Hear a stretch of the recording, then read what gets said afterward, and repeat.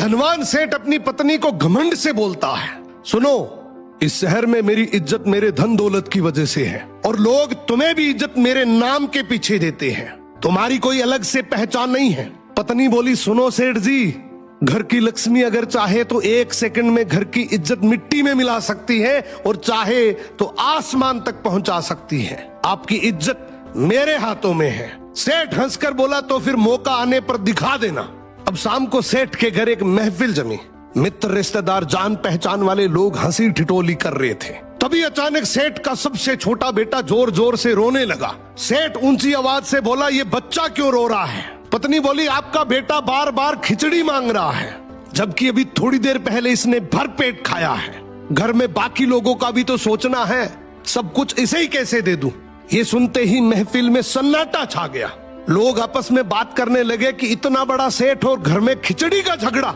सेठ का चेहरा लाल पड़ गया, उसकी इज्जत वहीं धूल में मिल गई। रात को सेठ अपनी पत्नी के पास गया और बोला, ठीक है, मान गया, आज तुमने मेरी इज्जत सबके सामने गिरा दी, अब इसे वापस लाकर दिखाओ।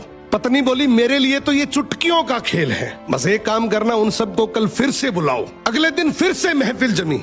हंसी मजाक चल ही रही थी कि बच्चा फिर से रो पड़ा। सेठ बोला, अब क्या हुआ? पत्नी बोली, फिर वही खिचड़ी की जिद। इस बार सेठ मुस्कुराकर बोला, तो फिर खिचड़ी लाकर दो, मैं अपने बेटे को हाथ से खिलाऊंगा और साथ में सभी मेहमानों को भी खिचड़ी परोस दो।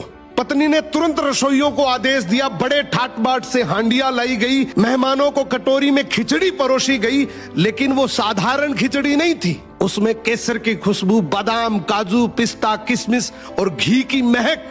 ये खिचड़ी नहीं बल्कि एक शाही व्यंजन था। सभी मेहमान एक दूसरे को देखकर सोचने लगे, इनके घर की खिचड़ी ऐसी है तो इनके भोजनों का स्तर कैसा होगा।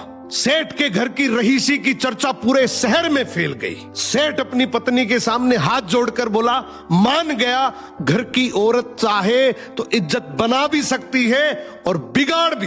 तो घर की इज्जत पति और पत्नी मिलकर बनाते हैं। वाह वाह वाह।